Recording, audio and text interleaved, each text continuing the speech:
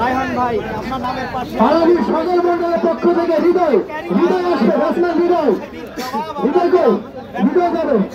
অসাধারণ 29 বলে 88 রানের একটা বড় ইনিংস দলের জন্য। যে পর্যায়ে ছিল দল, যেখানে আপনি নেমেছিলেন সেই জায়গা থেকে কি প্ল্যান নিয়ে মাঠে গেলেন এবং কি প্ল্যান নিয়ে ব্যাটিং করলেন একটু বলেন।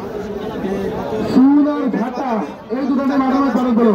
চুল আর ঝাঁটা ব্যাটে বল করতে পারছিলাম না, কালকে তো আমার নিজের ভিতরে ঝাঁটা শূন্য পিছিয়ে হাজির হয়ে যাও বেস্টটা দেওয়ার জন্য। তো আলহামদুলিল্লাহ আমার টিম আমার সাপোর্ট দিছে। কালকে থেকে আমাকে বলছিল যে তোর দায়িত্ব নিয়ে খেলতে হবে। তো আমি নিজেকে নিজের ভিতরে একটা জেদ তৈরি করছিলাম না, আমি যেভাবে হোক। কালকে সত্যতা বলতে আজকে আমার গেম কালার করে ঘুমাইনি, 3টার সময় তাও ঘুমাচ্ছিলাম, ম্যাচ খেলতে হবে যেভাবে হোক। তো আলহামদুলিল্লাহ এই ইনিংসকে আমার দলকে আমার টিমকে উপহার দিতে পারছি।